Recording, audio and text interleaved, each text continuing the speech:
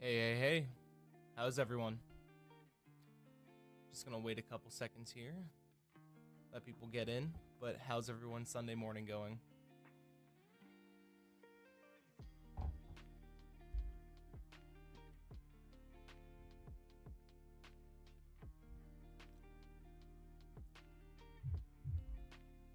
Just waiting a second for people to get in here.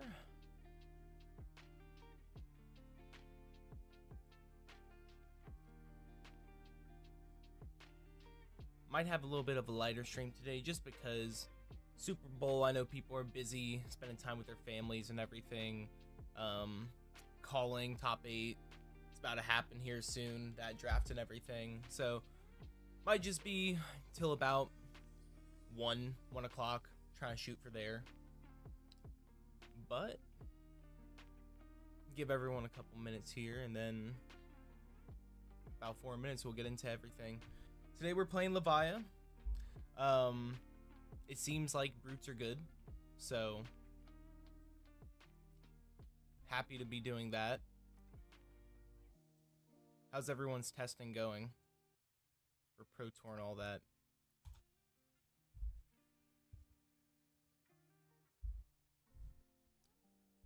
It's been kind of weird for me because I'm trying to find a reason not to play KO myself, but you know, I'm try not to just like do what the easy answer is, trying to, you know, play something a little bit more unique.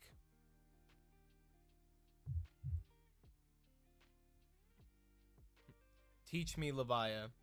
I mean, we're gonna go through it today, man.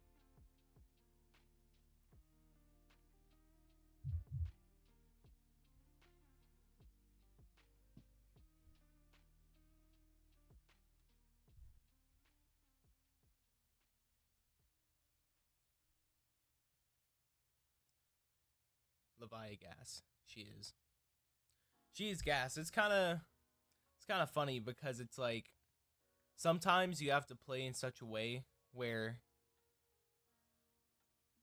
I'm all about easy and decently powerful. I feel that. That's I like decks like that. I think Castbones is such a fun card too. Former Fi main. I mean, like, but I think KO and Fi, I think they're fun decks. You know, you kind of do. It's kind of repetitive what you're doing. Like, you know your game plan and everything, but it's fun to pull it off. And like, you know, Fi Art of War turns are like fun to map out and everything. And then like, you know, casting Castbones is like, sure, it's not much skill involved in flipping the top 6 cards of your deck, but it's fun to flip the top 6 cards of your deck. Kind of feels like a Sonata-like effect, you know? Just one of those fun card effects to pull off. Super strong, too. But yeah, we can go ahead and... Seems we got a few people in here. Just go ahead, get into the deck list real quick. Kind of talk about it. I'm no... Roll Tide? No, we don't Roll Tide here.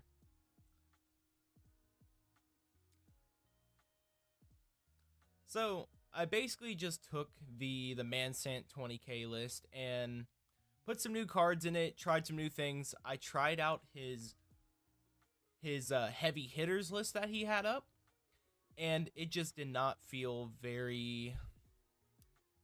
It was okay, but it just didn't feel super consistent. I played like about 5 games with it, and I was just like, this isn't it. And kind of ended that saga there. Then I hopped on the 20k list, played a couple games with just the standard list without any changes, just to kind of get a feel for the deck. And then I went ahead and made some changes slowly, knocked out a card here, knocked out a card there, till eventually I got to this point where it's pretty much the same. I'll kind of go over some of the changes I made. Big thing you'll notice in the blue slot, Tear Limb from Limb is gone. I kind of personally hate that card.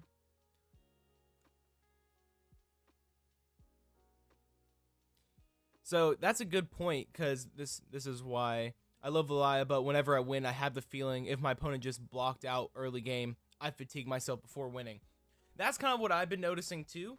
It's kind of like a weird dichotomy where it's like, and that's why I don't like Tear Limb from Limb, because early game, I realized that's where Levia is the weakest. And that's why Swing Big is such a powerful card for Levia, is because early game, what you want to do is fill your graveyard. So if you're able to block 6, come back with 8, Bone Breaker sucks. I mean, it does kind of suck, but it blocks 3. And right now, this could I'm just trying out different cards. It could easily just be another Convulsions, and that's a Reckless Swing. I'm just trying to try out cards to see. But the main thing I like is that 3 right there. because that's what I hate about Tear Limb from Limb. It's good, but the draw is random. That's one of the big things. So a lot of times you have that hand where you're like, okay, well, I have my blue, my Tear Limb from Limb, my other blue that's a 6, and then maybe like a non-6 card, like a blue Dread Screamer. And you have like that all blue hand, so you block with the blue Dread Screamer, you play your Tear Limb from Limb, you draw an Art of War, you discard the Art of War, then you just did you were kind of forced into a 3 or 4 card play that got 0 value out of it. Mini Meat Axe, 1 mini Meat Axe and 1 Claw. You think it adds a ton of value? It might. I'm just still doing the double Claw just for Blood Rush because I guess it's Blood Rush deck. But I could definitely see where mini Meat Axe, is there any payoff for that, or is it just kind of just getting 6s? I guess getting 6s in the graveyard, just kind of filtering, which is good too. But I think to beat Guardians, you might still have to play 2 Mandible Claws just to get that consistent, 2 blue pitch, claw, and then big attack at the end. I know that's another strength of Levia, is just having the 1 cost on your Blood Rush turns, like the Boneyard Marauder, the Slithering Shadowpede, just kind of the Graveling Growl if you turn it on.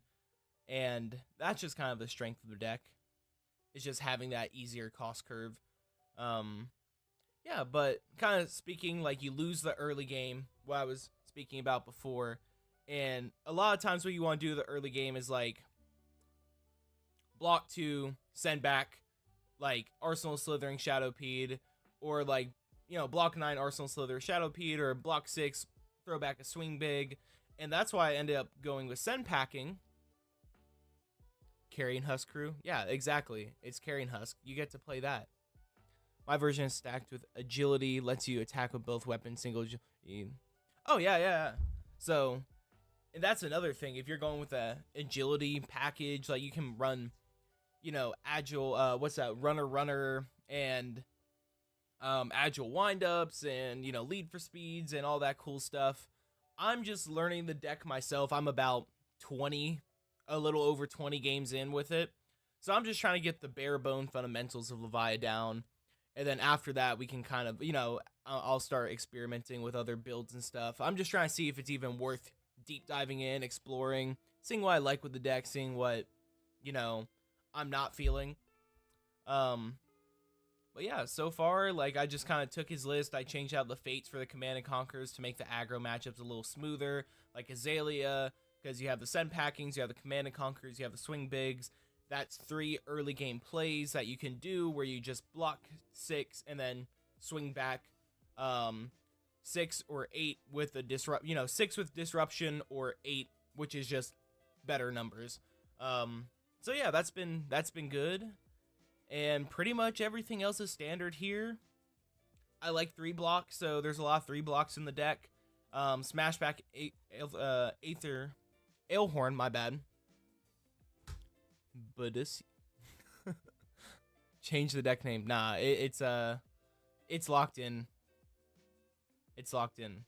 The name is locked in. We can't do anything about that. But what we can do is get into some games. But yeah, last thing, this card's great. That's been good. And this deck is hard to play.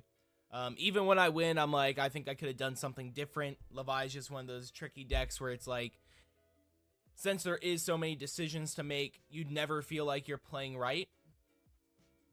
Most of the time. I'm sure after like some odd amount of reps, you are feeling good with it. But yeah, let's just kind of hop into some games here. And definitely agree with Tear Limb.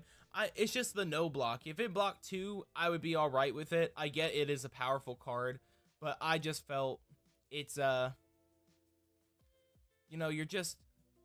it forces you into a specific line of play, especially if you draw it with other 2 no blocks, my bad, and then you have to play it out, and then if it misses, it just feels so bad. Hit F11. So F11, I don't think it ever looks good, the full screen, because it will look good on Talishar. The loading part here looks bad. Still haven't figured out why my screen on OBS just doesn't like when I go full screen. But on Talishar it will look good. Promise. It's just kind of wonky right now. And we got Katsu. And let me go ahead and turn my volume down, because I don't need Talishar to. Alright.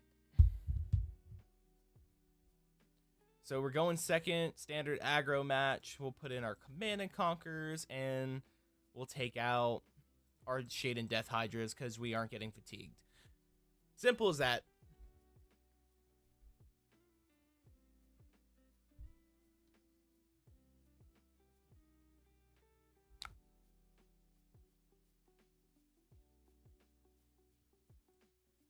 Big zoom, boy.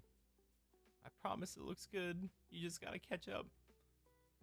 Alright, so first Kodachi. Taking it.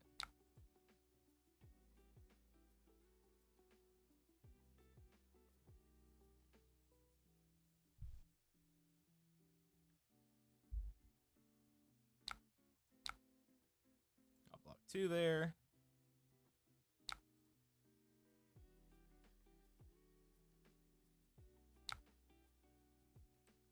Alright, and this is what I mean about Levia. It's just kind of like, what can you really do with this hand? And it attacks for 6, and that's kind of like the...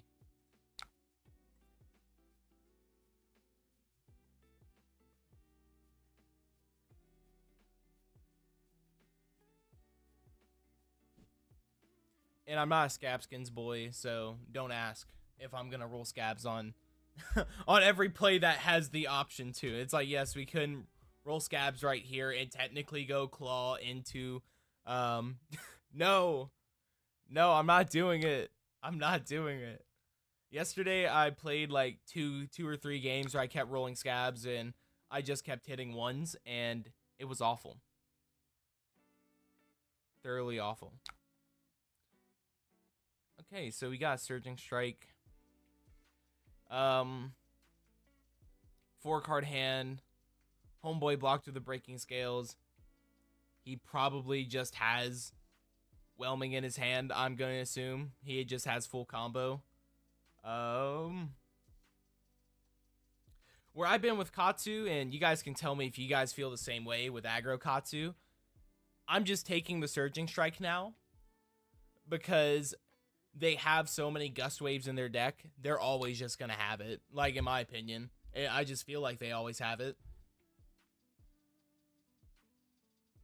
I can't take you to Vegas then. Man, here's my gambling experience for you. Turn 21, we went to Nats in Vegas. There was like a penny slot, and I was like, does it even take $1 bills? And it did. And I put $5 in it, and that was it. Then here, 5. He could have a dub, like an Ancestral or something like that, and that's why he blocked with the Breaking Scales. So I'm just gonna go ahead. Scabs is amazing 2-tempered boots with no other text. Yes, that's how I feel about it. It's like, I love this card. It says block 3 on it. That is it. And like, how I look at it is, it's truly a catch-up thing. Like, in my opinion, like, if you have no other option, if you're like, okay, I have to read what Mugenshi does again. Lord of Wind. So he can search 2 out. He can put 1 back in.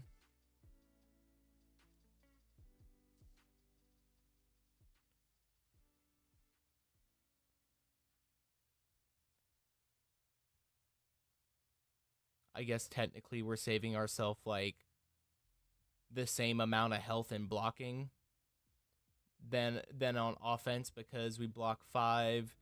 He gets a Lord of Wind. He can bump it up to what, 3? My cards are blocking it. I think it comes in for 1. So he blocks it up to 2. We get 7. He has a Kodachi. He goes Kodachi, so I think it's the same thing if we block.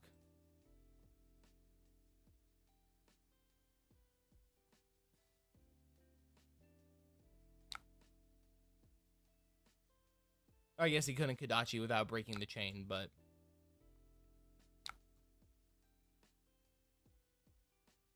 we're just filling up the graveyard at that point. I'm fine with that. And then you get this hand, and you're like, okay.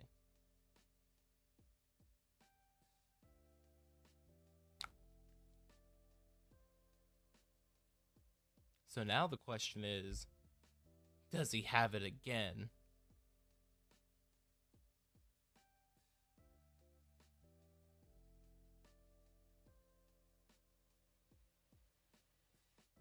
Yeah, if you need, yeah, I agree. It's like, if you already have basically lost and you're like, okay, I need to just like get lucky, then it's fine. But other than that, I just feel like it's just not doing much. I really want to keep this Blood Rush hand,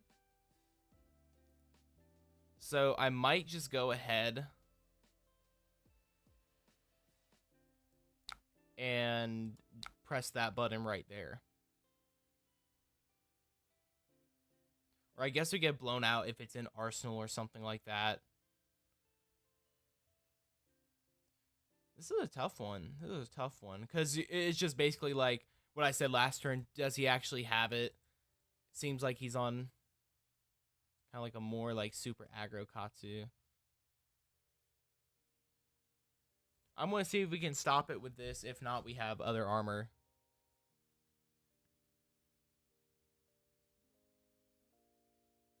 Aegis Ancestrals out of Arsenal.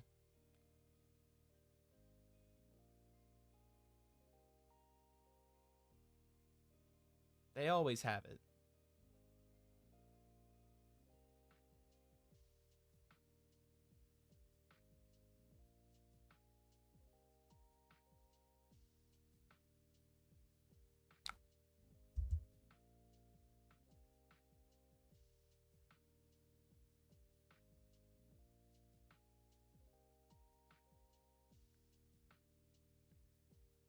Winds was discarded. Searching out. Sending.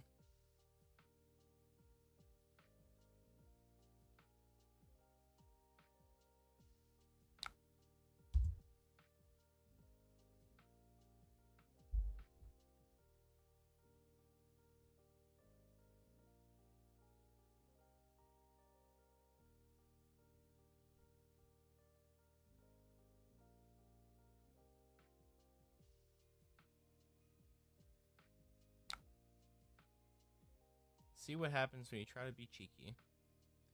Now we're in a spot where it's like kind of have to block 3. We have this kind of stuck in Arsenal, so it's kind of rough because you can't really pitch this to get this out. Then Arsenal Blood Rush. We definitely don't want him to draw a card.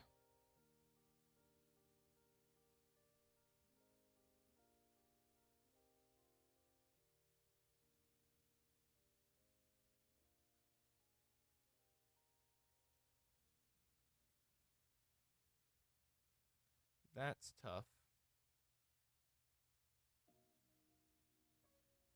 I didn't follow my own advice, kids. That's why you don't respect Surging Strike. I'm going to block like there, because it's like I'm not trying to lose Bone Breaker value, and it's like at this point we're just going to be pitching the Blood Rush. So what we can do is we can either turn on Blood Debt, or we can just take the play where we don't turn on Blood Debt. I'm going to take the play where we don't turn on Blood Debt for a little bit. See, that's what I mean. It's like Levia. It's like I just feel like I totally misplayed that last turn, and now it's just like, okay, I hope I can catch up. It's such a funky deck. Okay, so you're pitching the Descending.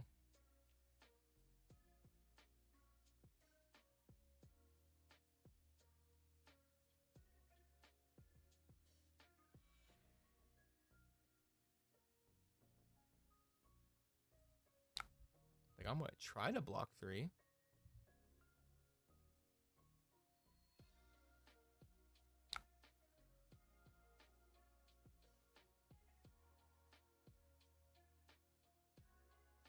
Bonds, you had it. Yep.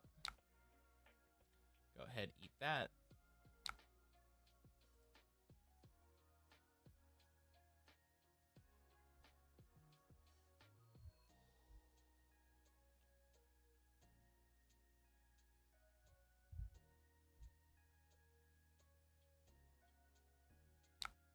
Hundred wins.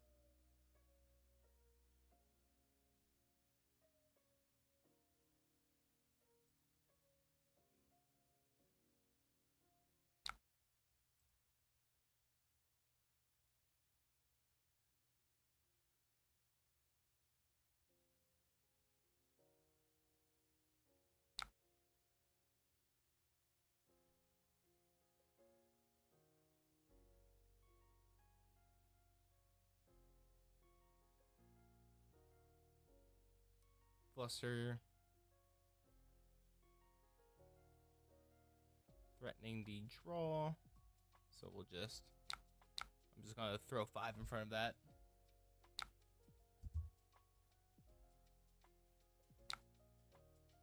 And now I'm feeling chill enough to throw damage at him.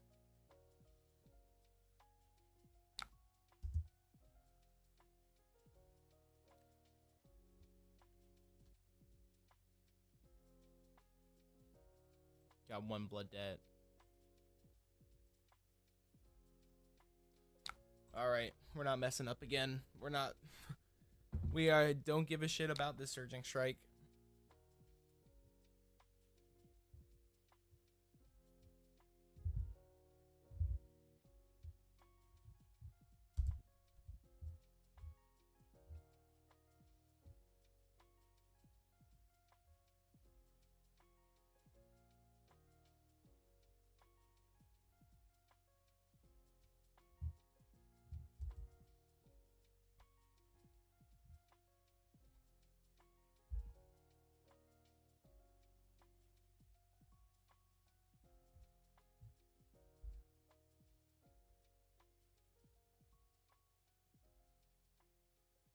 He doesn't run Mask. Oh, that's true. This whole time I've been playing around Mask and my guy hasn't even had it.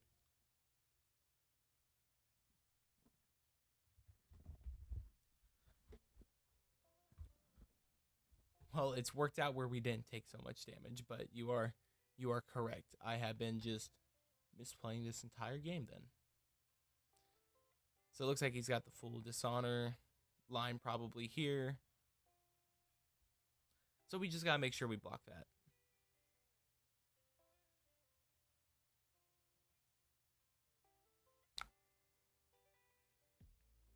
Sending for 5, and then Dishonor is gonna be coming in.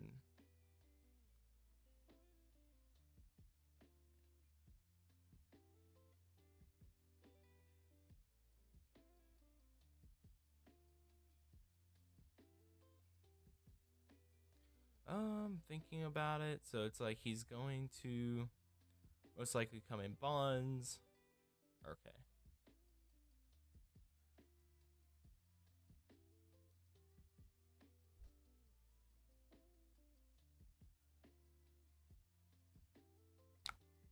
Okay, yeah, we're taking that again.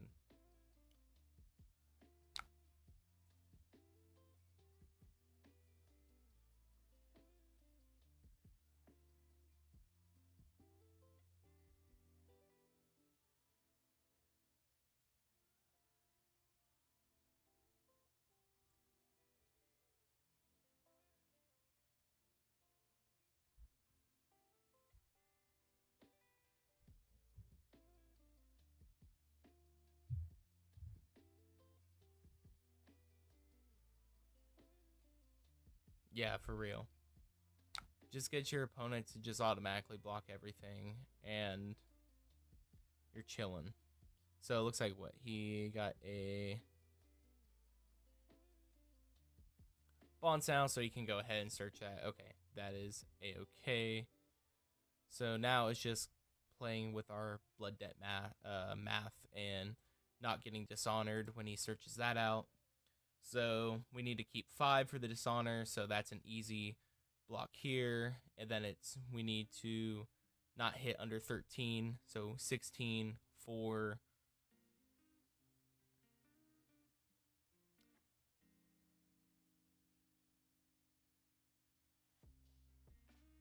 double bonds, possibly.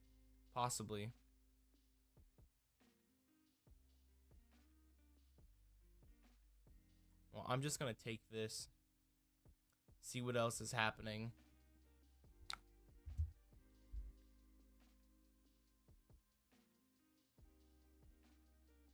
Oh yeah, so I can definitely explain why I'm not using the agile windup. It's just because to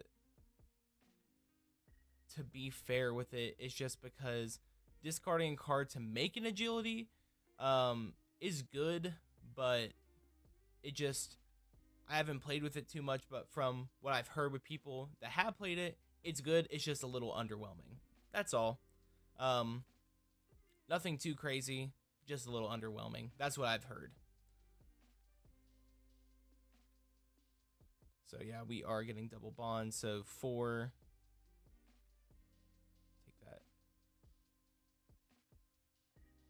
Block this 4.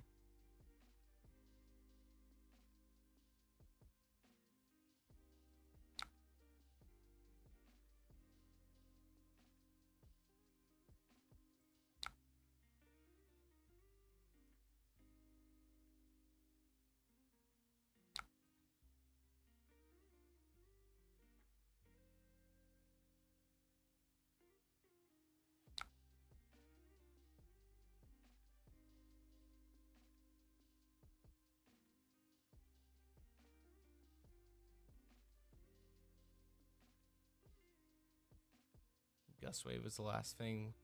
It's the name, so we'll...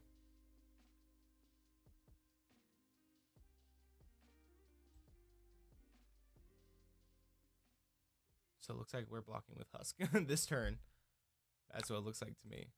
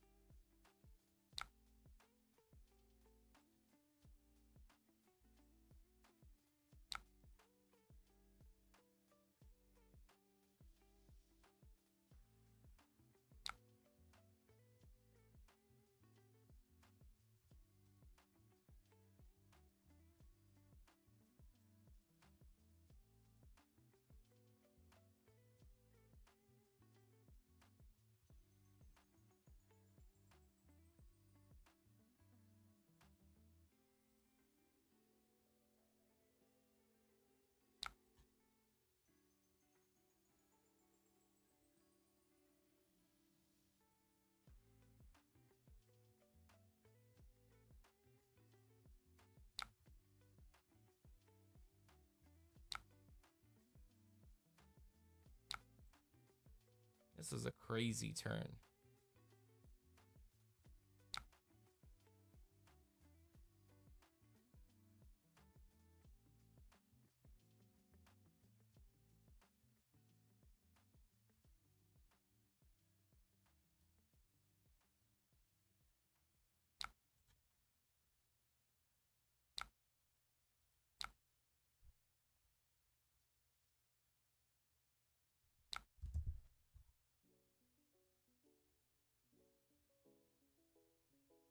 We did 8 damage. Let's go.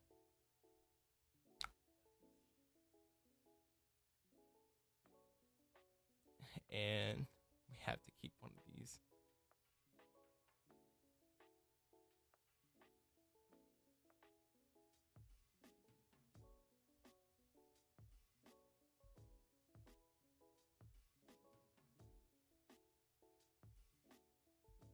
We don't want him to combo. Yeah, we're losing value on it, but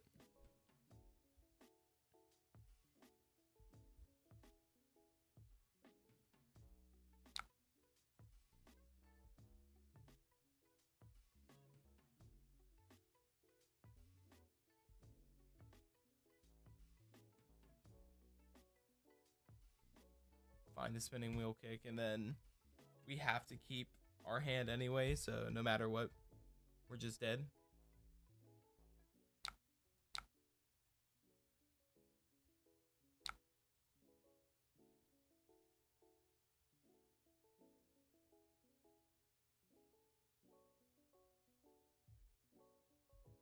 Because even if we block correctly, it's just like 3, and then 4, we die to our own blood debt.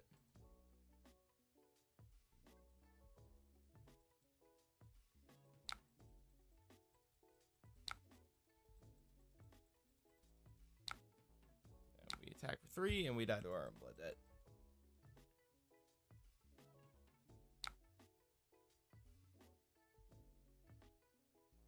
So we thoroughly took our L there. Well, I did. Y'all didn't. But I took my L there just because I'm an idiot and did not block correctly. That one's on me. Let me get this coffee to wake me up real quick. Playing around, Mask of Momentum. It's all good. It's all good. It's just first game, a little bit nervous, and then that. So, but this one I'm gonna play straight. We're gonna lock in.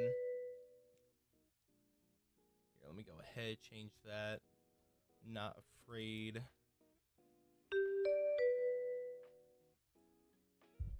To 1 loss, but let's even that out. We have a Kassai, which is a cool matchup.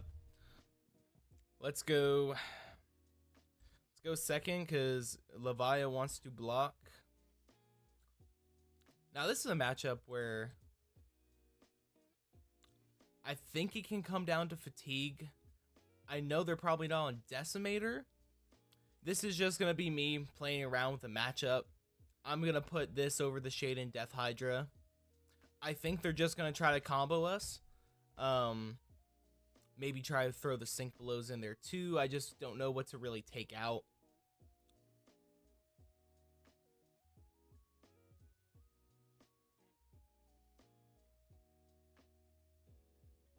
Might just actually be, instead of that, you want to just go ahead and throw those in.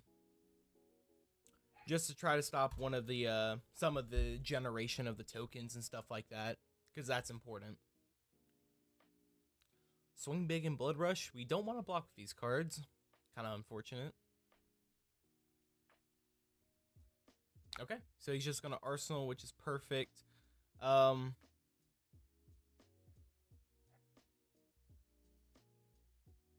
just go ahead. Play our Swing Big out for value and hold on to the Blood Rush next turn. Swing Big in this matchup is kind of rough though, because they want to block. The Quicken's actually good for them. It's like the one matchup where it's like kind of mid. Maybe that's something to consider too when you're sideboarding. It's just maybe this is the card that you cut out for Command and Conquer. It's still 8, which is good, but I have noticed into the Brute Warrior matchup, if you're on KO2 and you're not swinging this for like, 14 or 15 or, basically plus 6. If you're not swinging it for like 13 or 14, it's just they're going to block it and then they're going to get the Quicken and then they're going to use the Quicken to kind of mess you up, but hopefully he has a good hand. Hopefully he doesn't block it all.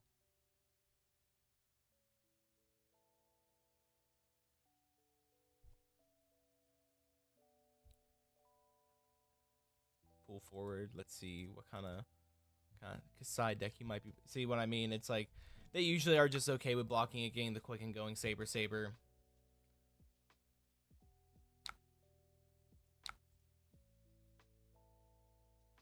Oh, we have a hand though. This is one of those hands right here. It's one of those high roll Brute hands. If he wants to Blade Runner it, that's fine. I don't think there's any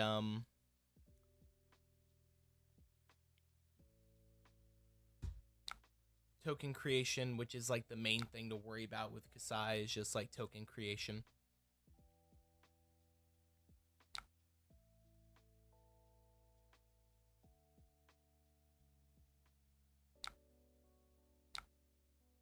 All right, so Art of War. I always pick Go again most of the time. Banish to give. Draw 2. Just because the deck is usually so action point starved.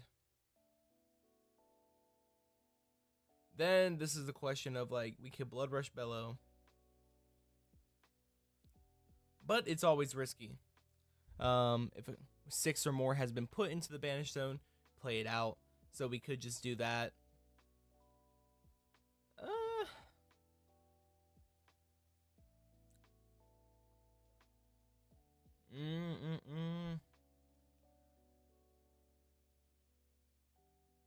30.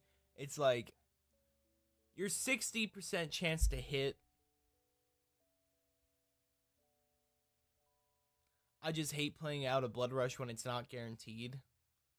But 3-card hand with tempo and a Slithering Shadowpede. Like, if there's a way to go like Slithering Shadowpede, free up pitch for it, and then go into something else, I would do that. Oh, well, let me go ahead and make a move so we don't get the...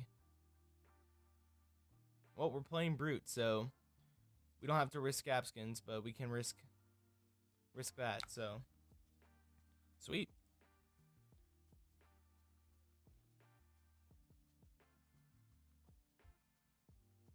Bounce Justice, just go ahead, straight. Yeah, let's block with it first before we... Let's go ahead and block.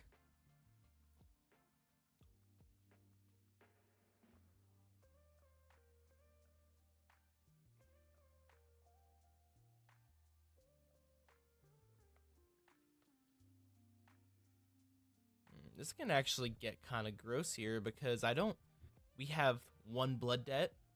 So I'm okay with dealing with 1 blood debt to get in a super, super high power turn off. Bounce of Justice, of course, to just go ahead and get that draw.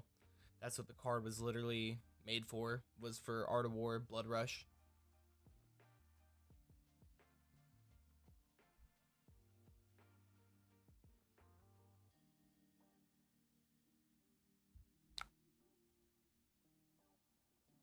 Sink below.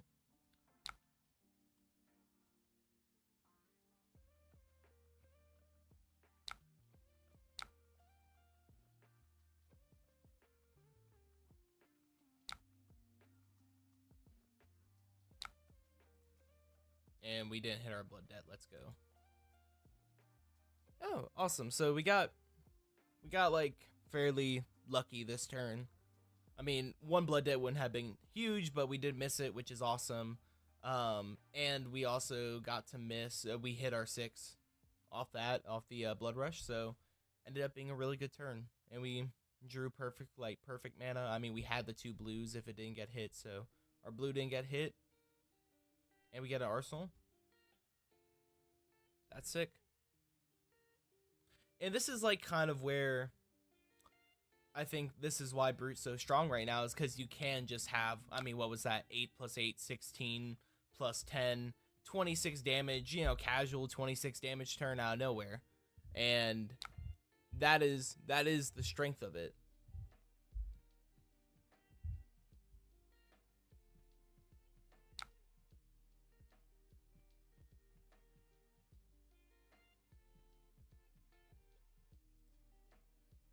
And we will put our Doomsday 6.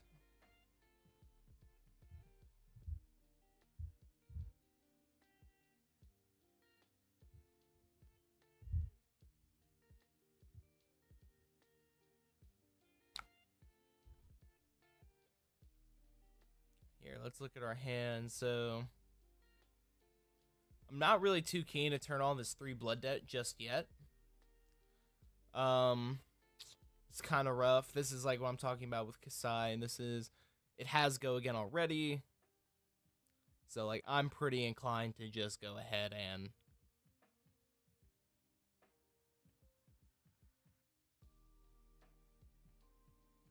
just block 3 here.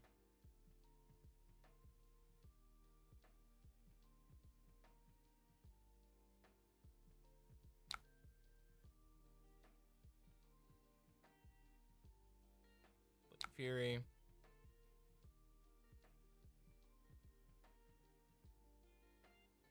And I mean, it kind of sucks.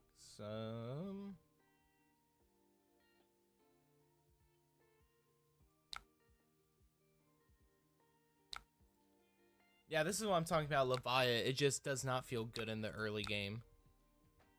Here, if y'all are talking, I don't think the chat is popping up for me. So I'm sorry if I'm not responding.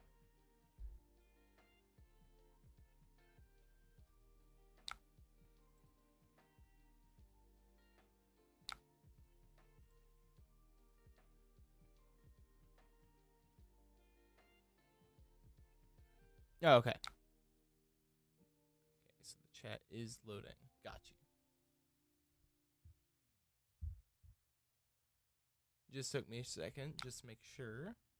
And then here we have a Slithering Shadowpede. We have Command and Performance until the... Yep, this is... Was offended by... Okay. So that card says...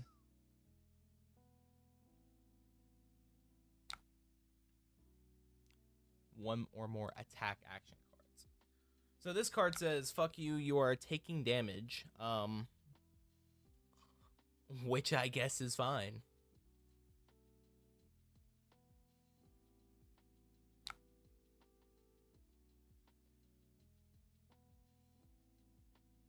Let me see. Does he have a buff? Your next warrior attack gains +3. He didn't play an attack reaction. We can stop a gold from the next saber, but it's only coming in for 2. I'm gonna go ahead, just sink below this one, get the full 4 block value out of it. Throw our Endless Maul on the bottom for late game. Okay, so create that bigger. That's fine. Got that gold. End of turn. Sweet. Go ahead and throw a Dominate down there. We'll go again and banish an attack to draw 2. Pretty simple stuff here. And I guess we are... Dang, we got all these reds clumped together now. That's kind of unfortunate right there. But at least we get to go 6 go again into a nice 8 power. And hopefully he doesn't... He blocks a little on this, so he's not expecting the big swing big to just, like, be there to stuff it.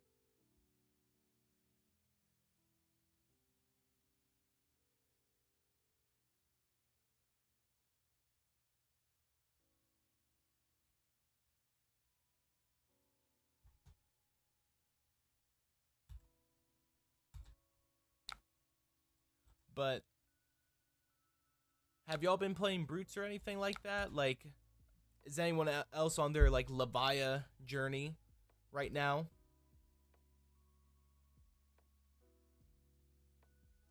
Because I thought she would be kind of similar to Chain. Well, not similar in, like, playing out stuff from Blood Debt. I just thought maybe, like, you know, some values from Chain would transfer over to Levia. And the truth be told, not really. It's like different power cards, different, like, you're sharing Carry and Husk, but that is all you're sharing.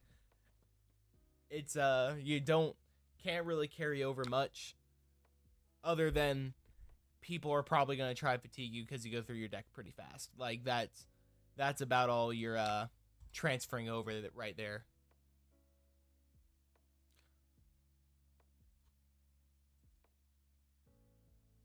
Yep. So gold.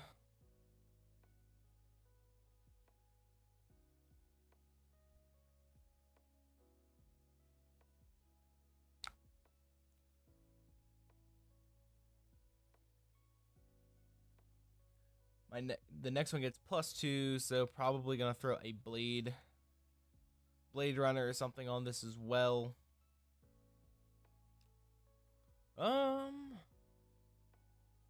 Angel, you're on your Levia journey. That's good to hear.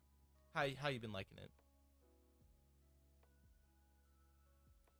For me, I'm just gonna try to throw the Send Packing back at him. So then it's just kind of, do we want to give him the gold or just kind of value block?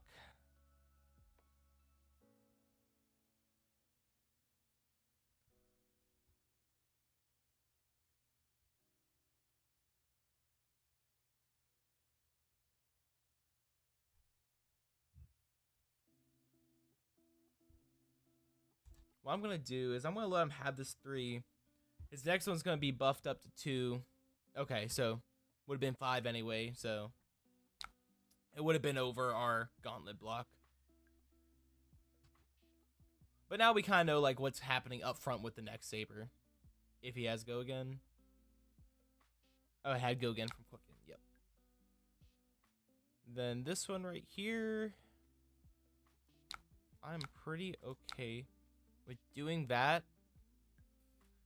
Trying to stop a gold and then coming in Send Packing for 7, which at least kind of eats the Valiant counter. It's not as great as oops,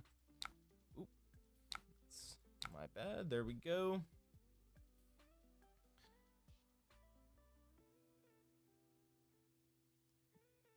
You're on the Levia journey in Blitz. Well, that's good that a lot of your armories are Blitz, because that's like, it's a good new player experience, you know, Blitz. So it's definitely fun stuff. But 100 games in on Talishar, I can't see 65% win rate. That's pretty good, actually. I mean, over that many games. And especially Blitz, you know, there's so many high roll moments and stuff like that that you can't control. That's definitely good, though. And then here, this is my kind of hand right here. I like these kinds of hands.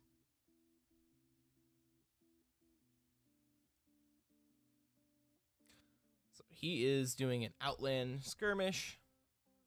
I don't think he has go again. He has the spoils. Damn. He is just hitting us really, really hard here.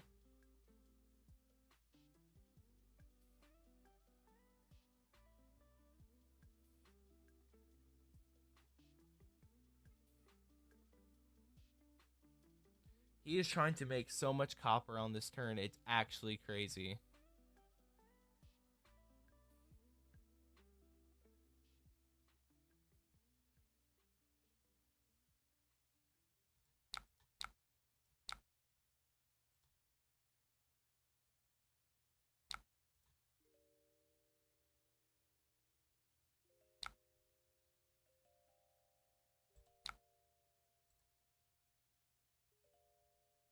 And I'm just trying to block out this turn because he's got so much copper generation on that turn.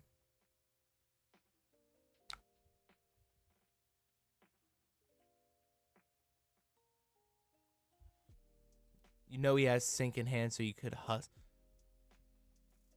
Yeah, instead I just went ahead and just blocked him out because it's like, even blocked everything, prevented like a bazillion coppers from being made. He would have made 6 coppers if any, or if those 2 attacks hit. So I'm just glad that I was like, no.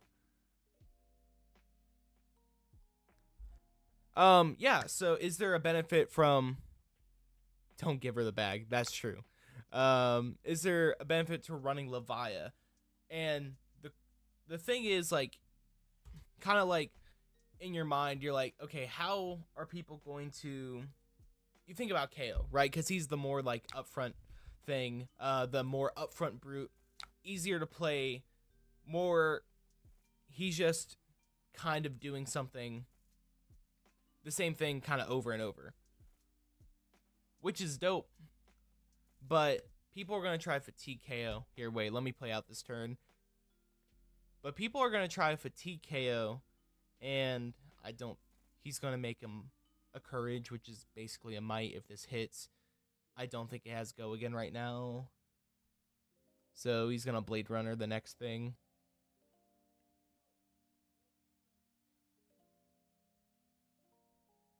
I'm okay with that. But the benefit to Levia is, one thing, she's better into the other brutes. Into the KO match, it literally just comes down to, you have Husk. Okay, so that was the only thing they had. KO match, you have Husk, and then the fatigue issue that people are going to try to fatigue KO. Levia, you know you're going to get fatigued.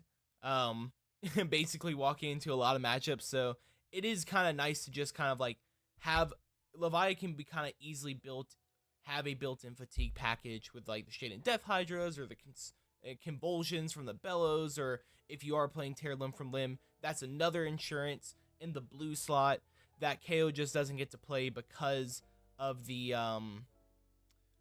restriction with the 6s, and also you get to play Art of War, which is another card that KO doesn't really get to play. That's the reason.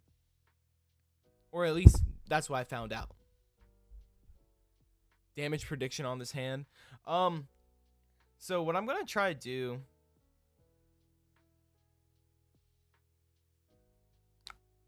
we can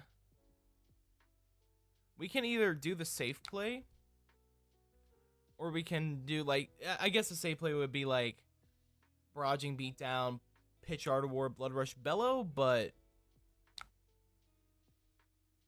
I want to give my next one go again, banish attack to draw 2. We have the swing big in Arsenal, so it's kind of just like, okay, so we are attacking with swing big for go again, and the damage went from like a lot of damage to you're not getting any damage. Full greed, let's go.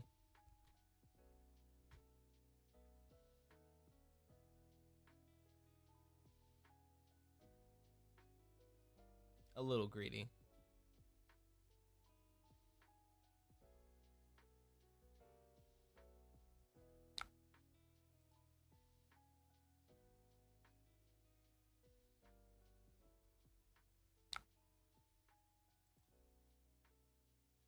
Welp. That's how I feel. Womp womp.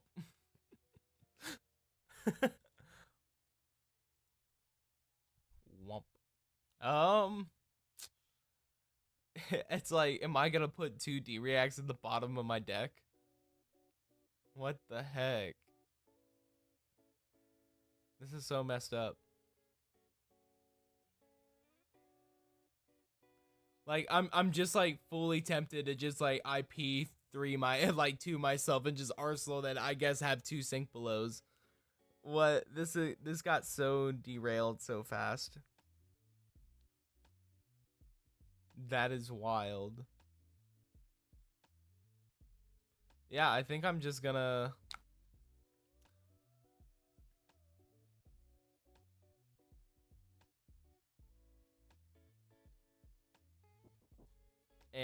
Arsenal.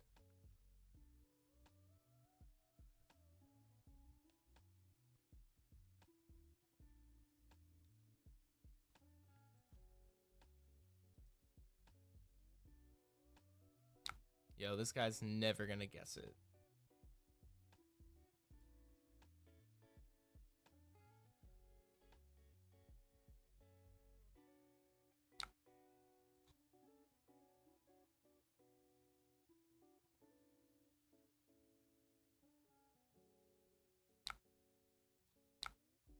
And we're good with our hand.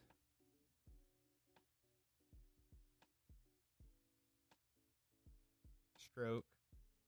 That's fine.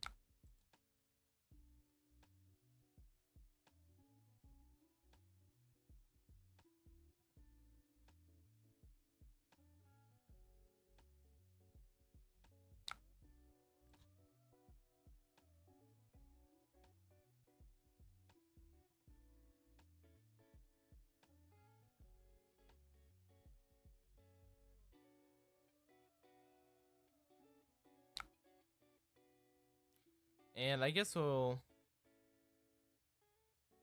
stop a gold.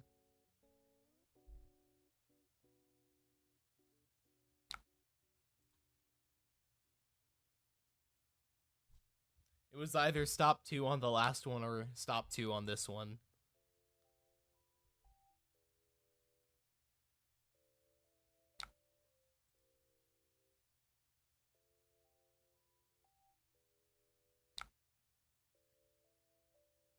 Alright, let's try this again. Or do we save it for...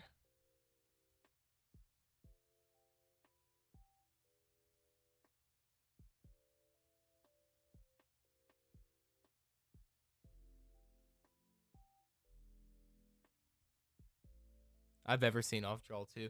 It was definitely up there. That was... I mean, we put the Sink Belows in our deck, so they were there.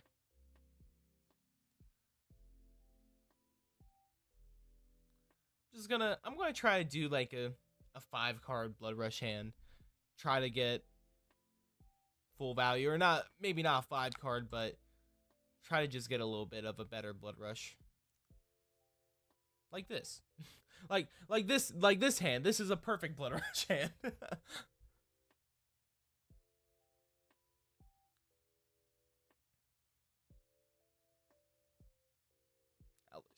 Outland Skirmish, trying to make some copper, trying to make some gold.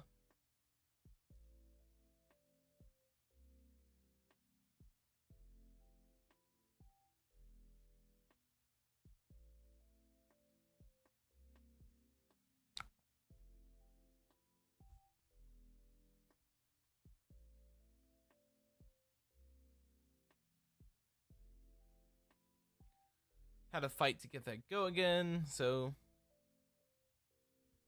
most likely doesn't have a Blade Runner. Probably has like a pump, just a straightforward pump. I want to try to fight for the counter somewhat.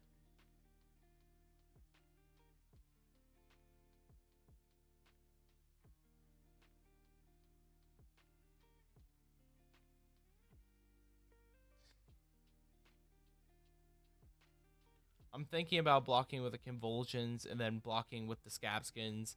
Just try to save some face on it.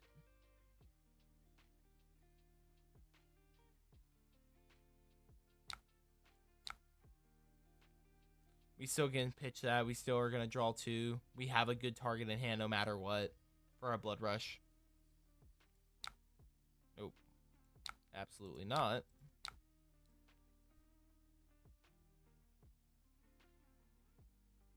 Yeah, Blade Failure. Sumi had the pump, but it's one of those things I want to try to fight for it. I'm not going to overcommit, but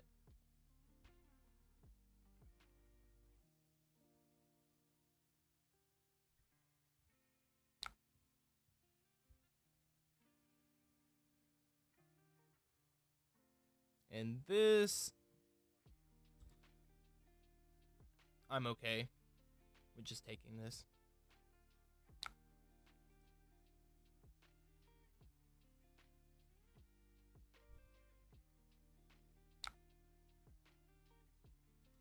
And here we go. Blood Rush.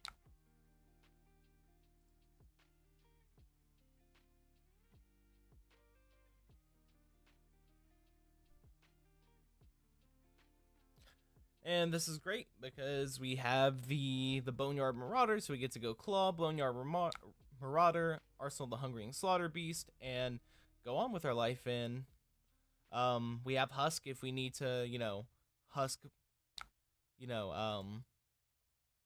stop like a pumped up Saber or something like that. So I'm feeling pretty comfortable right now. And I think this is also talking about like that question, what's the reason to play Levia over, some other heroes like the other brutes, is this reason right here. It's because you have so much armor. Like at any point we just get to throw that 8 in front of something and just be like, okay, yeah, we don't care. I mean the 6, my bad.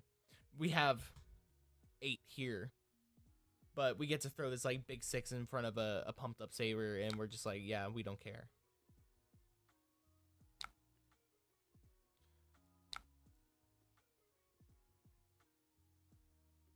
drawing. Figure that's freaking broken, but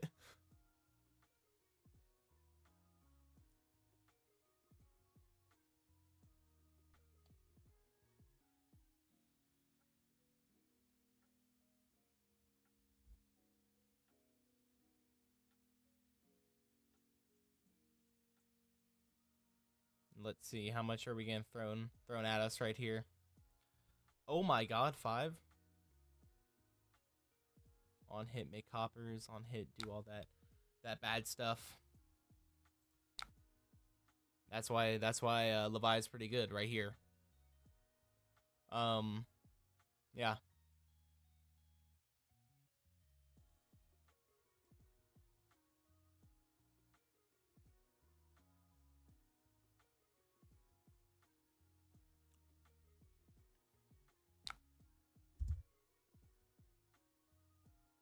Why not running Beast Within? Because Beast Within, there just isn't enough payoff for it, in my opinion.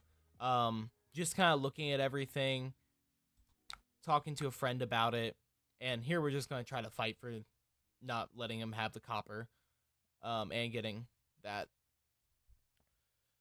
But Beast Within is only good paired with Blood Rush, and I guess technically you could do like a Wrecker Romp. But those are your only 2 discards. If there was more discard effects, I'd be down for Beast Within, but there's just not enough payoff. And a lot of times I ended up casting it for a 3 for 6 just because it was a play that didn't turn on Blood Debt. And at that point, I can just go ahead and play a Smashing Performance for a 3 mana yellow 6, and it has a relevant hit effect that is really, really good, and it's great late game if you pitch it with a pitch stack. Beast Within is just kind of like a little bit too one-dimensional, and out of 20-ish I just took it out right before I played today. Out of 20-ish games, I maybe casted it with a Blood Rush Bellow and got the full effect off of it twice. So, just opportunity cost that could be for another card. And this hand looks amazing.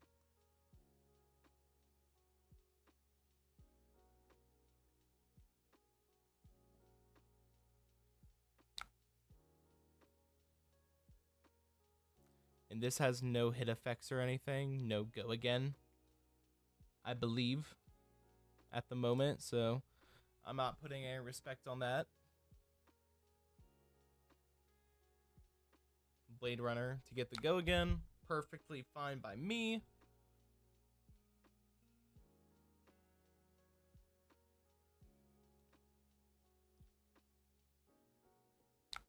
+8. And it's like, I'm just taking 8. Like, I'm taking 11.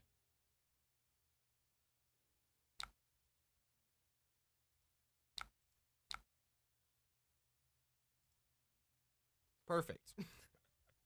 Like, actually, kind of crazy perfect.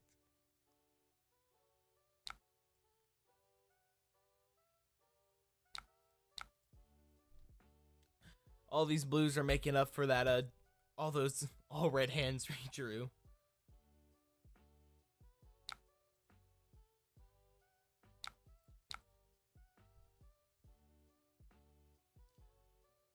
Two just insane Blood Rush turns this game.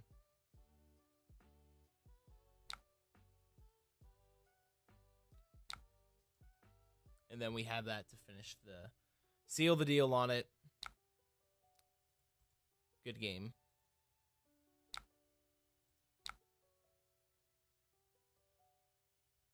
Well, that kind of, let's see, total damage threat in 120. So that was a pretty crazy game on our end. Go ahead, change that real quick.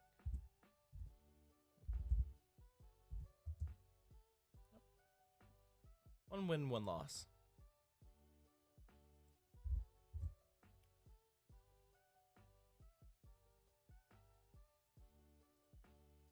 And we're just gonna hop right back into it. Sorry about these this little compressed screen right here again.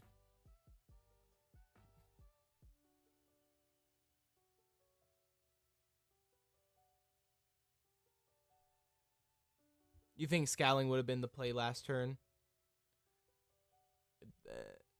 Probably, yeah, it probably was just correct to scaling to just kind of guarantee it. Here we have a Kano, so we are just going to spell void. I guess that's a yellow, so we could end up keeping it. We're kind of splitting hairs with that.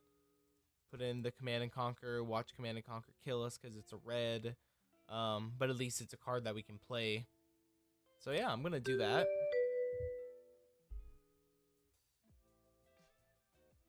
Yeah, that scaling would have.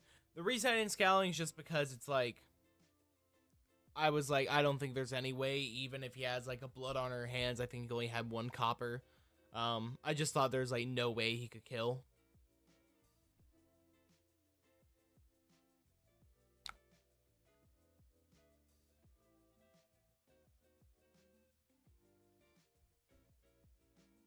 Hopefully we get to keep this hand. Okay, no, we're not keeping this hand. And he's just going straight in for that sucker.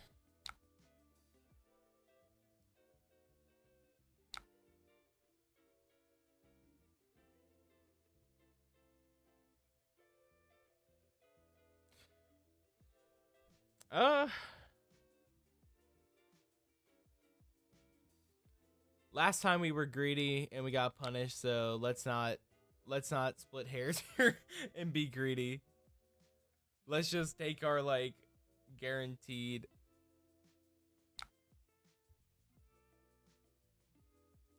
You're absolutely okay with that.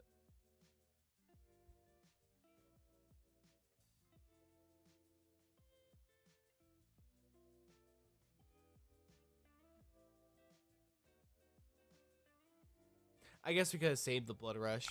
I mean,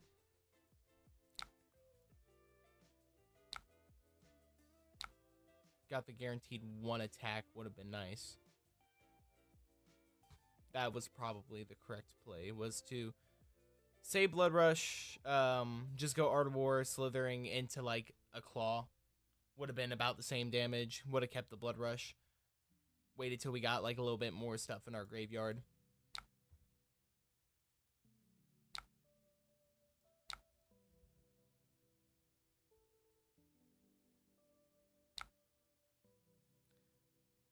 And then here, we're just, guess we're gonna Dreadwood Rumbler.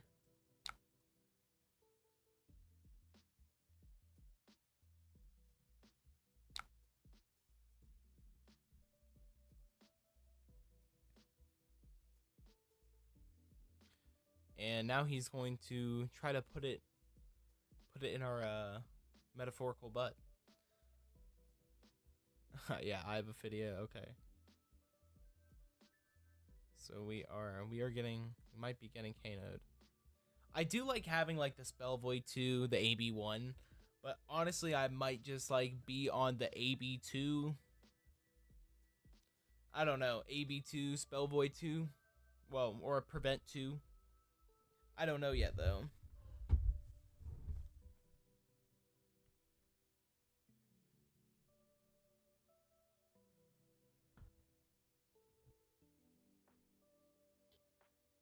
Well, at least if we don't lose our whole hand, we have a play. We have a cool turn, but we're probably losing our hand here. I mean, like, worst case scenario, we can just try to Endless Maul, like, just keep one of the blues. What the heck? He is just going through his entire deck with that.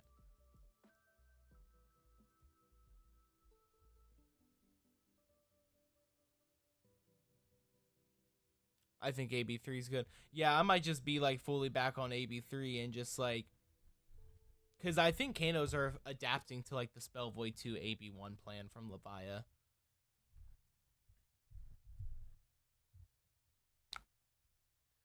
Lesson in Lava. How much damage do you want to stop? We want to stop 1, because that is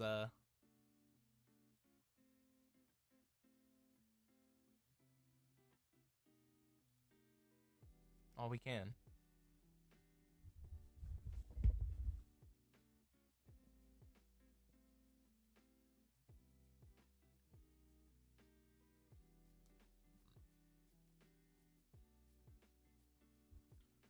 Toman, we're doing everything. My goodness.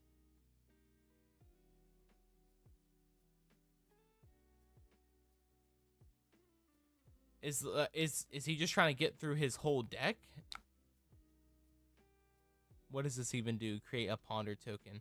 Will prevent one. Prevent one.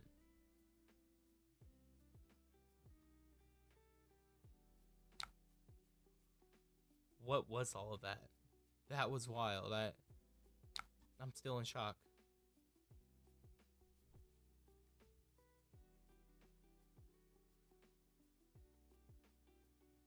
Okay. So he blocked 6, so I feel okay going, you know.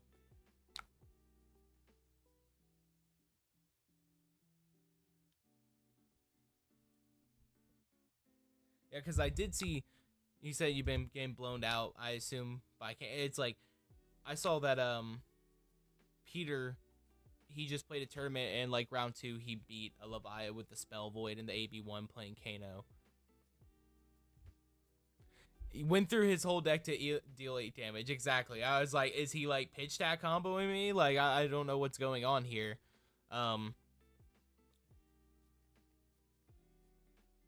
With 6 or more has been put into your banish zone. So that's perfect because we can go ahead, cast this Art of War. Next attack gains go again. Banish an attack to draw 2 cards. Go ahead, banish this Hungering Slaughter. And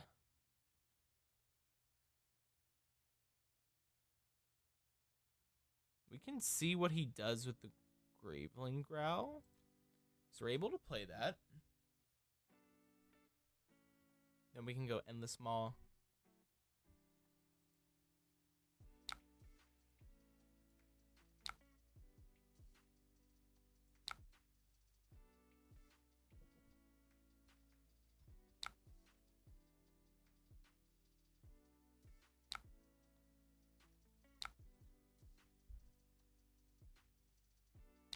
Sonic Boom.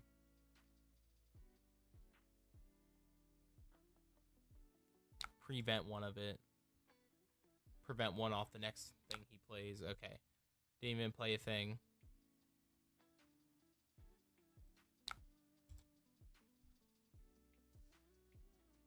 Go ahead. Act like we have something. We have the blue protection in our hand.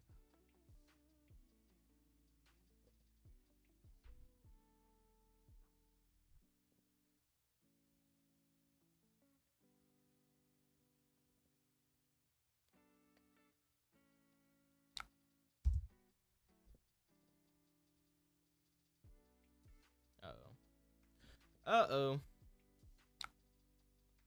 It's pitch stacking us. Here, just pull the Chad move and act like we're holding. Nah, he knows. It's all red.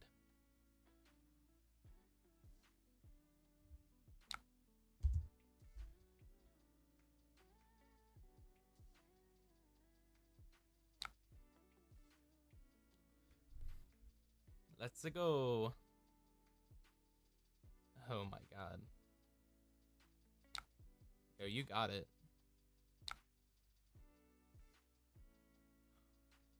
Okay, so it's kind of one of those weird things where it's like, I'm gonna go ahead and tap out for that. He can kind of, okay, so I was expecting him to, in response, like, try to do something crazy. He didn't. We still only drew 1 blue, which is kind of unfortunate.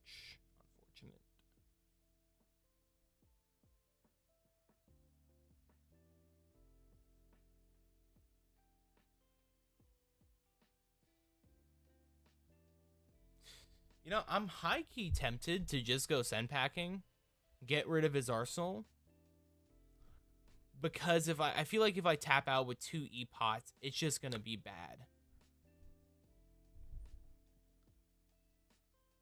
It's like now he has to do it all in response. We have 2 mana and Spell Void 4 in our hand, 2 AB and Spell Void 4. He has to block this out. I would have preferred to just have drawn 2 blues and went claw, claw. Okay.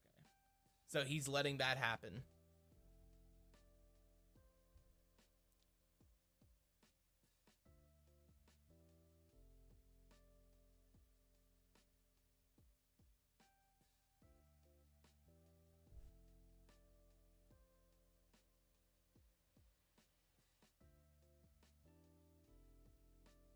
Yep.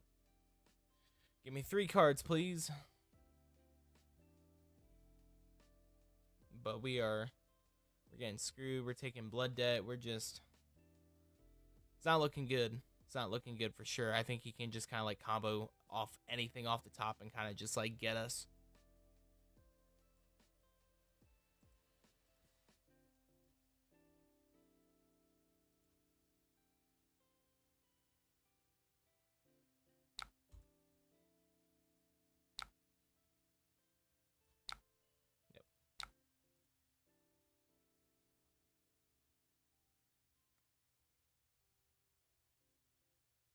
But if he doesn't kill us next turn, we're winning. So that's good.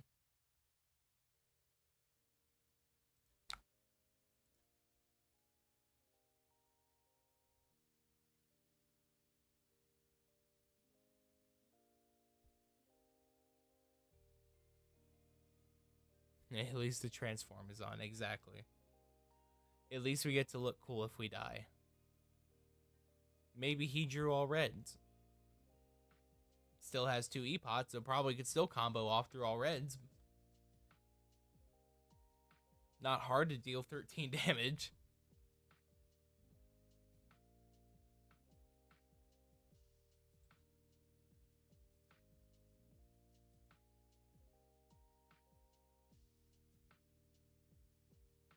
Yep.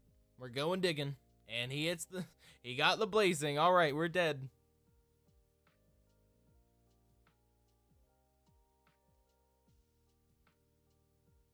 Do it to me.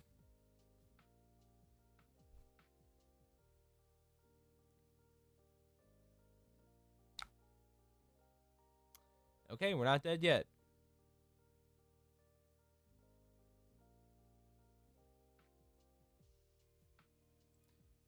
Let's just make sure there is technically a chance that we can miss. It's very low though. Hit 2 of them. Yeah, right? What? I'm not dead yet? Okay, there we go. He just wanted me to tap out. That's good. That's fine. Alright, we'll put full control on so we can make sure.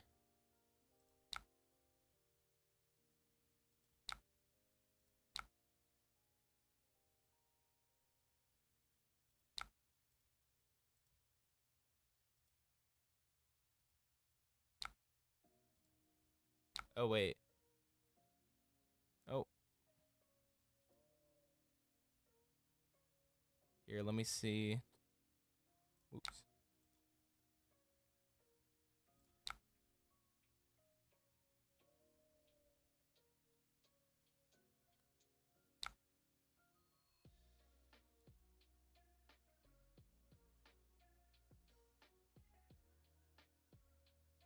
Oh, because it wasn't turned on. I didn't realize that you had to turn it on. It didn't pop up the window for me to do it. That's the only reason. That's why I'm asking him if I can undo. So we'll turn these on. I think that's how you...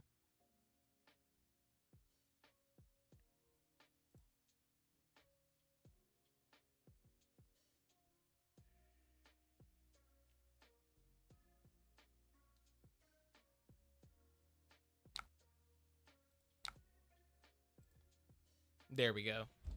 Yeah, I just didn't have them turned on.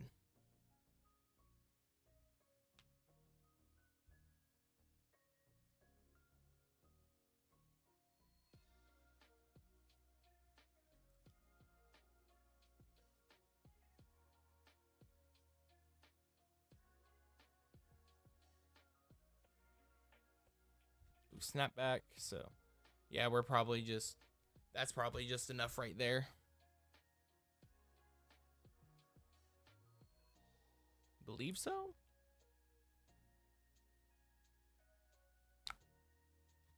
One, and then I think we took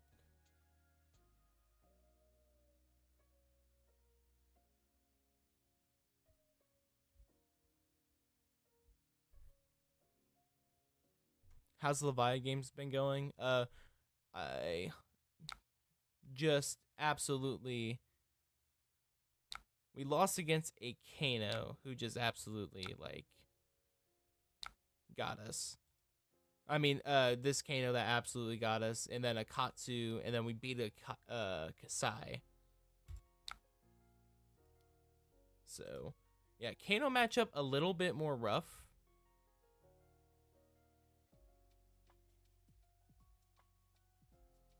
And let me go ahead. Oh, yeah, let me change it right here. Gameplay.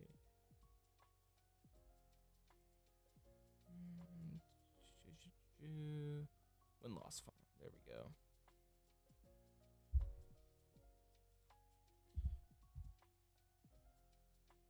There we go. So that was our second loss. Levia. She's a tough cookie, man. You always feel like, at least when I'm playing her, I always feel like I'm playing wrong. Even like, you know, being about now 25-ish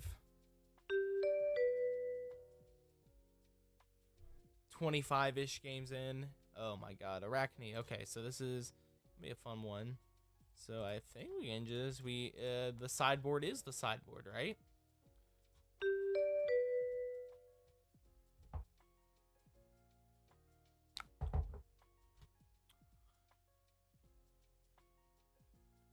All right, so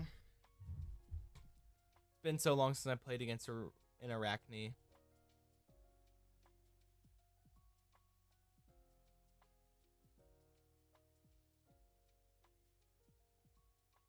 Let's go ahead and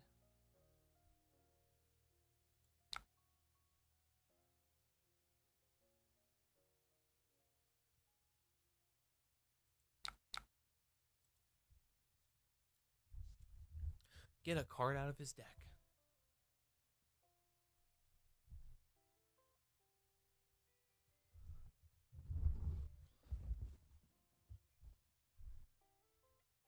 Let's go. One less contract card for him to for him to throw at us. Also, it's nice because we're saving these cards.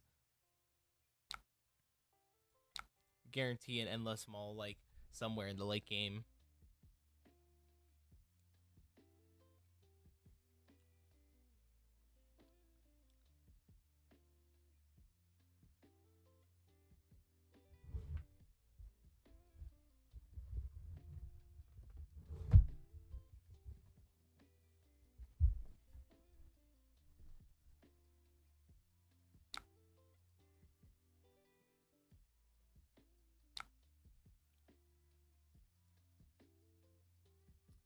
We're taking it.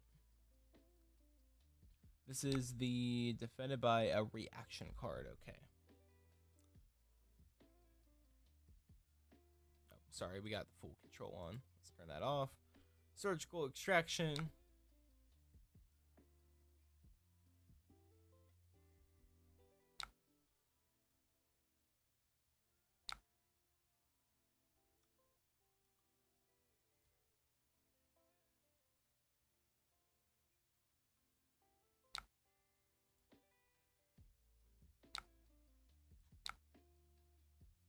And we'll sink that guy. Shred. Sweet.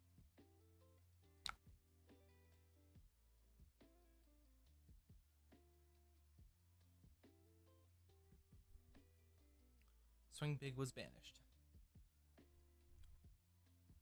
And a wreck romp. Let's go.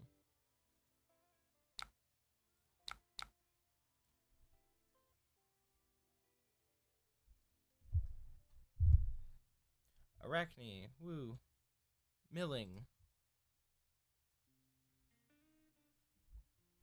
What deck is like that for y'all, where you just play against it and you're like, yay, I'm so excited, but like you're just being sarcastic and you are not excited and you're like, okay.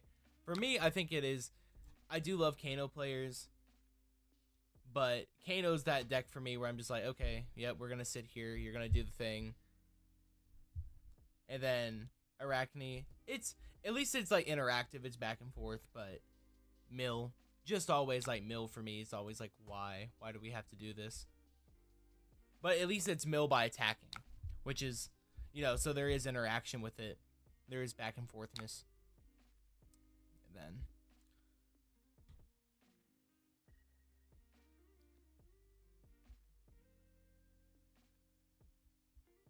then don't you love being here? Okay. These Levia hands, yo.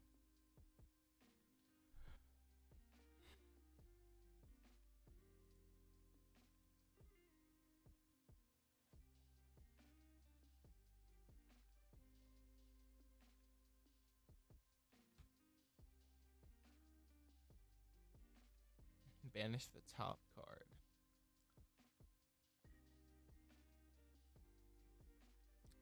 Yeah, Viserai is so weird for me too. It's like, I always feel like whenever I play Viserai player, they do high roll a little bit. But I did have a really crazy Talishar game the other day where I'm just gonna block 6. He's still like, this is the weird part about Levia. This is my biggest gripe with Levia right here. Is like this hand right here where you can't really do anything. They just get you. You have no play really, because I can either choose to turn on my blood or not turn on my blood debt, but I can choose to block and then, you know, have blood debt go on, but I don't have enough attacks, essentially, you know, enough cards in there to start putting that counter on. So I'm forced to block, but they're my good blood debt reds. And then like the early game, I just feel like that is Levi's like weakest point. Because, like, what am I doing with this hand? I'm going to pitch these two to try to save them in deck for later in the game.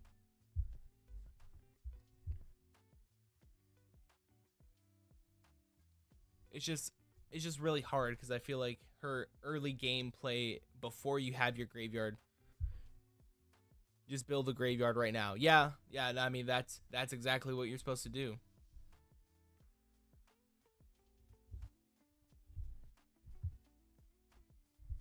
I just don't like doing it, man.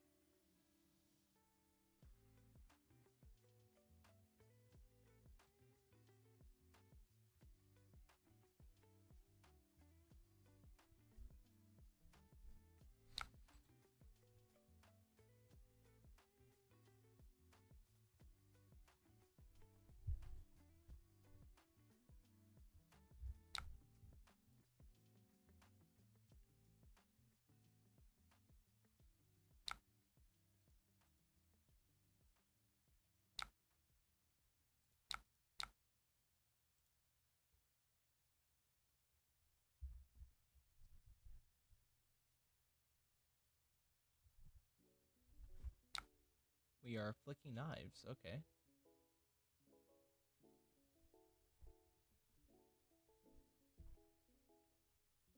Head, getting the damage in. Got you. The mask.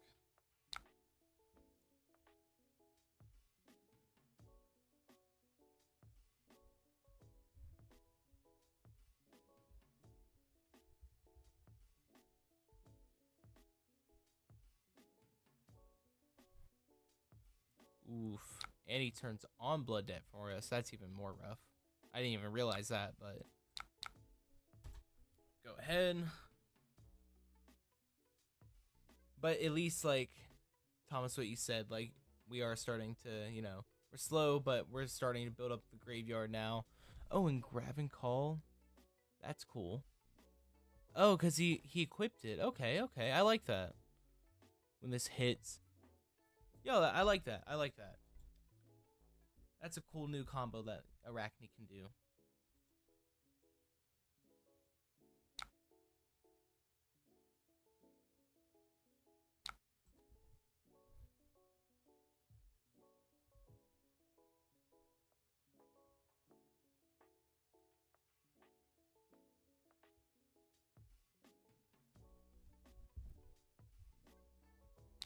Tunic.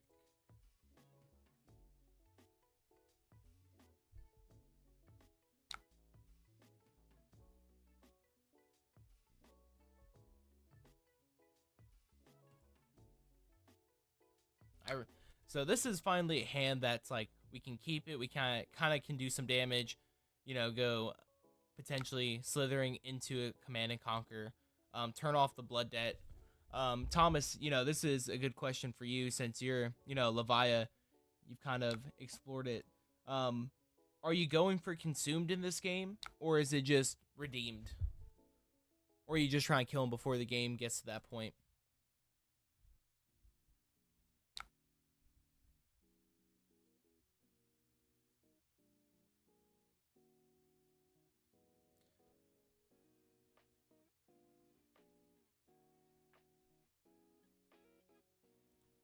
Two.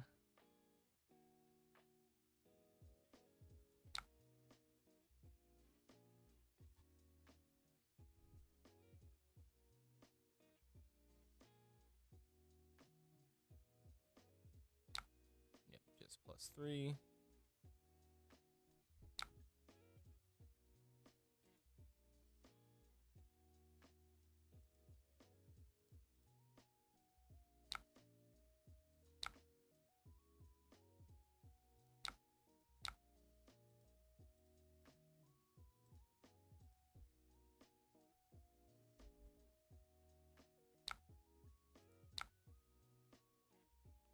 Well, this is a great because we can just go command and conquer for 7. But he doesn't have an arsenal, but at least it's at least it's damage. And we're not turning on Blood Dead. We actually got to turn it off.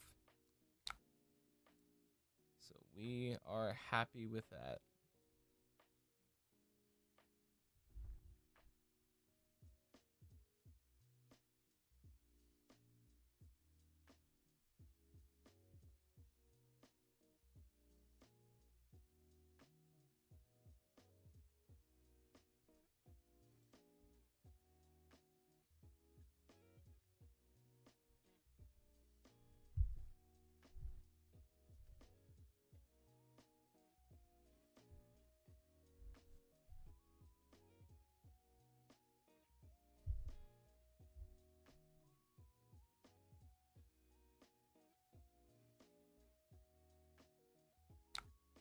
Okay, okay. So we got the game back at parity again, at least. And Death Hydra, cool, cool. I vibe with all these cards in my hand. Plunder the Poor.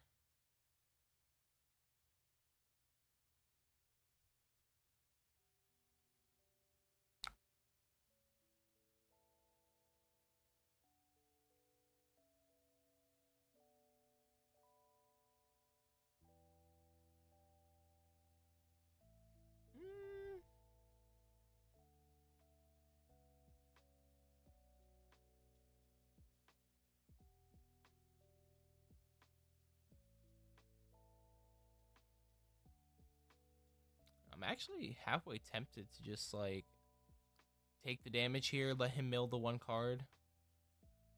Oh, I guess it could be more because Perdition. Yeah, you could always get got by that. Ugh. Okay, we'll take the Or I guess the safer line would be undo that. Block here. Pass reactions. Put this the Death Hydra on the bottom of the deck. And do we really care? Do we need to pitch it? I don't think so. Play the Boneyard Marauder. Call it a day.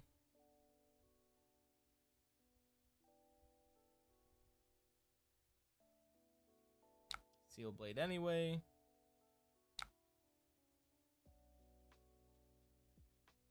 But at least we didn't say, let you Perdition Black Tech into like, oh, leave no witness, and then we would have to have used armor. So it is what it is. Still got 4 blood debt. It's cool.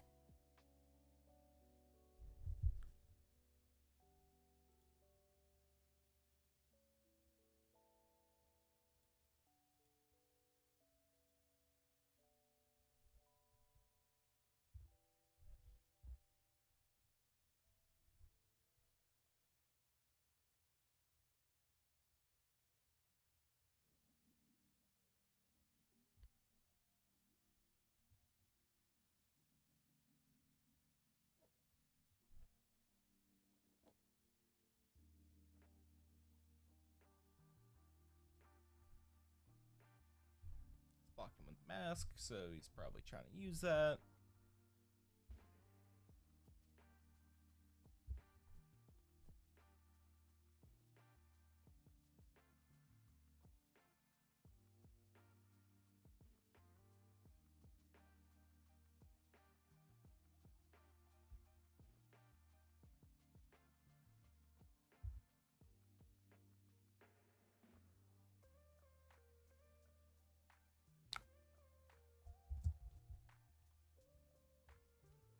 Oh, Payday. I didn't know Araknis were playing this again.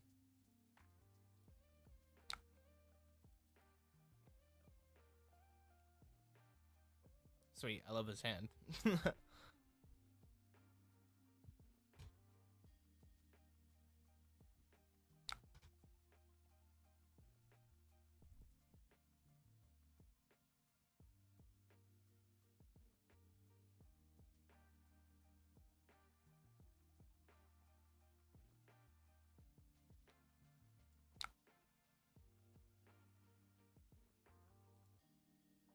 Just go ahead and cash in because I want to do a Blood Rush turn. I don't want him to mess with it.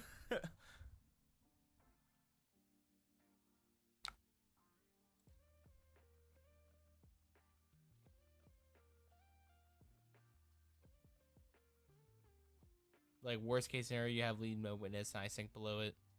Or he has like some kind of like 1 for 5, and yeah, I like that right there.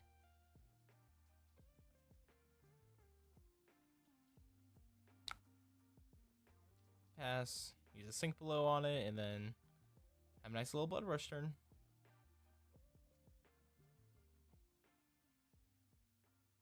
Sunk a card.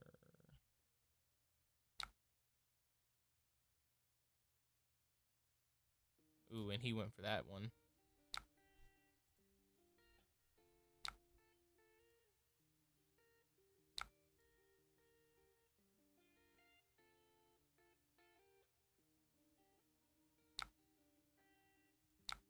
Right. Let's keep our Endless Maul too, and ooh, look at that.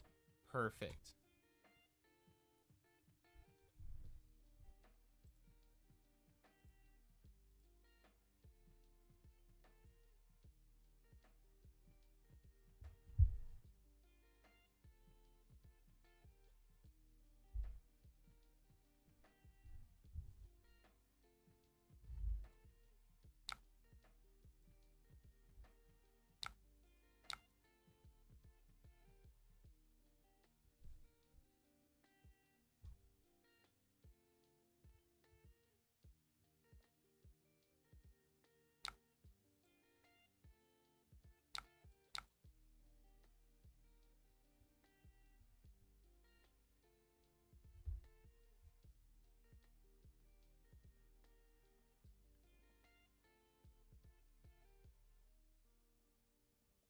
now we got about 12 cards and 13 cards in the discard, so we can put that gas on.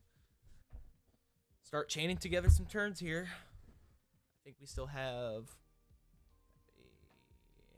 one Blood Rush, two Blood Rush, 2 Art of War left. So I think we pitched one early. Or no. I think we used 2 Blood Rush this game.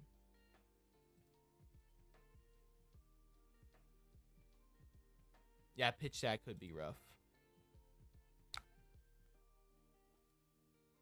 Well, we did have a lot of red gas up in there, like a lot of reds and yellows, so... Oh, how does Arakni deal with that? Does he even deal with it? Can he?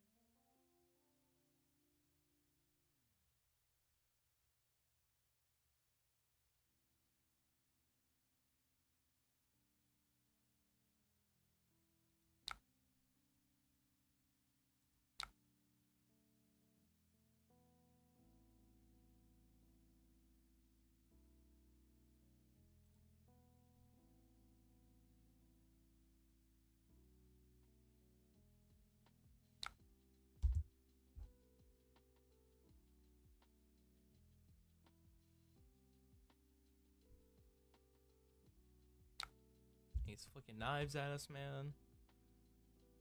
This guy. This guy.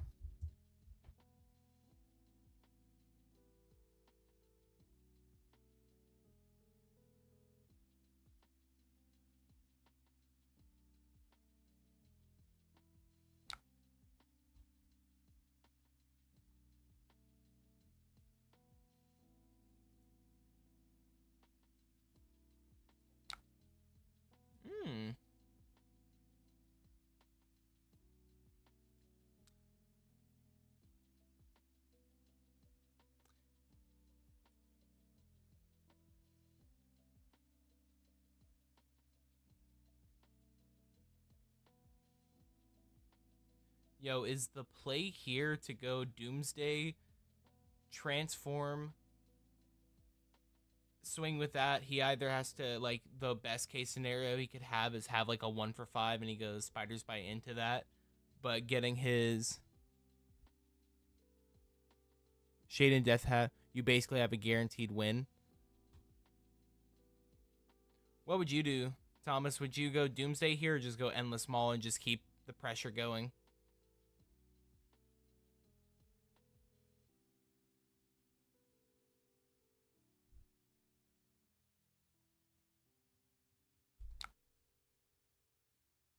I'm kind of tempted to...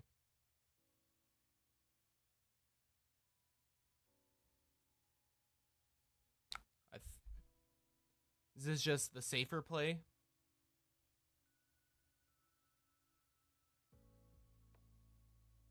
I guess this way we actually get value off the husk.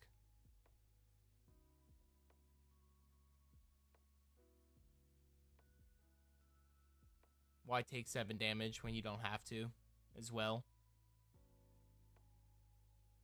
I'm a big Doomsday guy.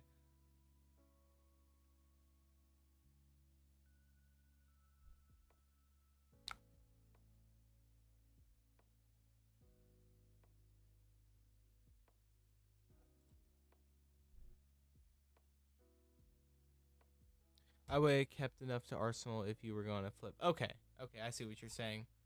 Because maybe, like, just have blocked that, kept this, done that.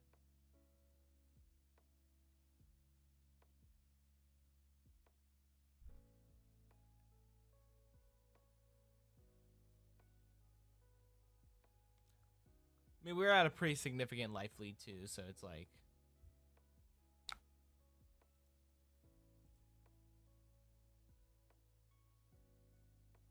You could just Blasmo flip.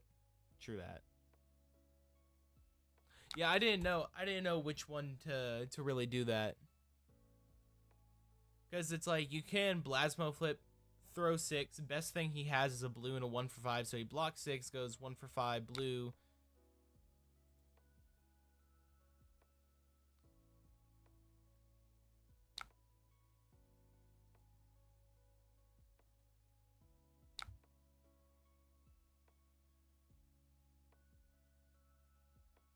And here, like,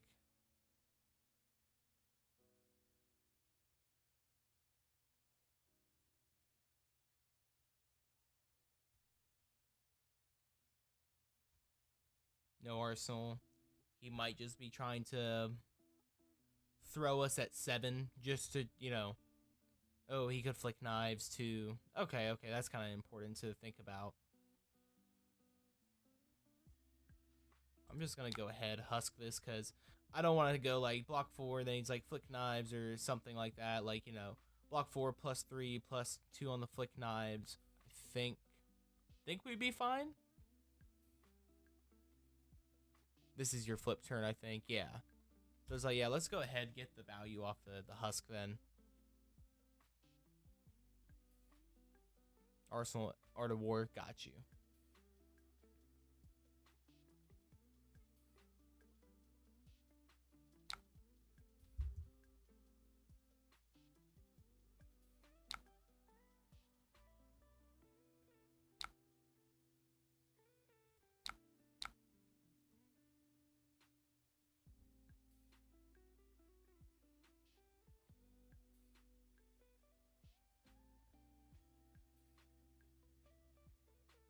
Let's read the new card.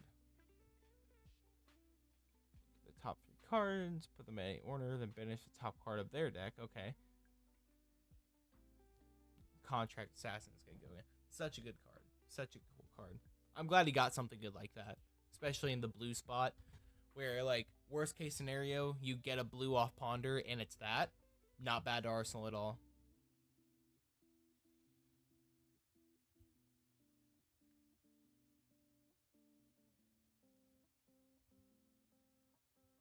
Oh, Arsenal Art of War, because then you can go Shade and Death Hydra.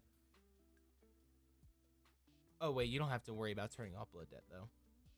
Because if you're in the Consumed, right? Just being able to go Shade and Death Hydra into something else.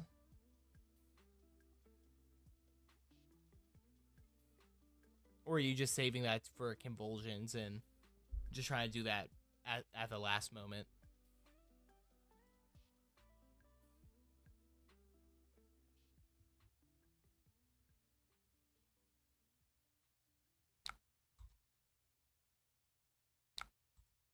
Fate.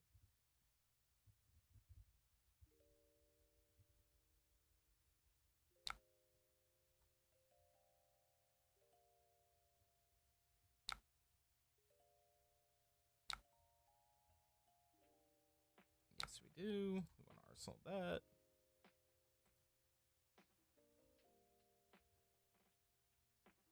Just being able to go 3 attacks wide. I got you.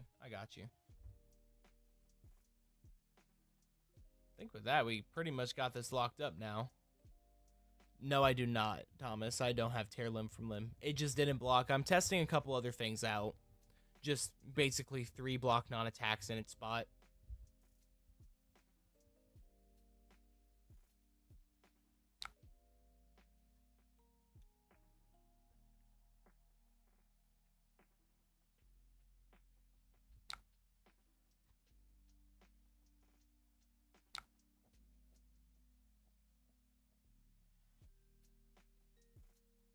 I'm just gonna block like this so he just doesn't get a free codex or whatever he's trying to do. In case he has like a black tech into a codex or something like that.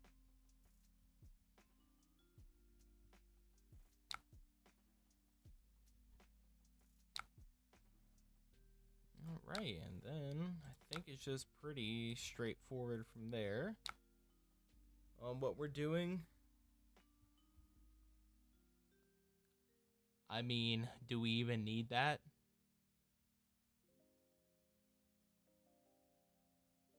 into shaded. Okay, okay. Do we even need that, or can we just go 5, 5 into?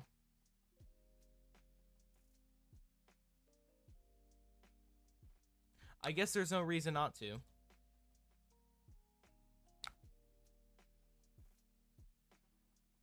Yeah, because it's like worst case scenario, we go.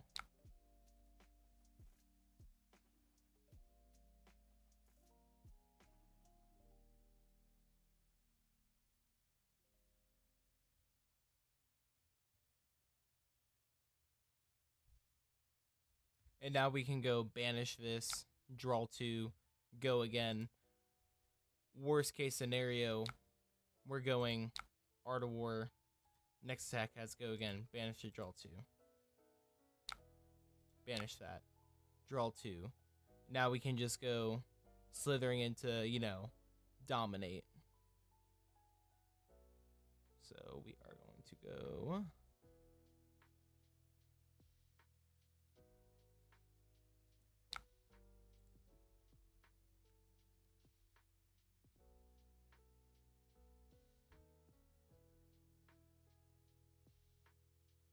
And we will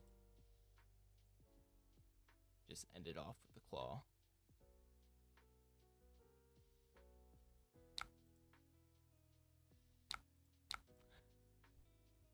Whenever I play Levia, I just feel like the blood rushes and the art wars and all that kind of just happen. Kind of just like all kind of clumped together on Talishar. It's kind of weird. Like I don't see them throughout the game. Then they're all just right there at the same spot. But anyway, y'all, I'm gonna go ahead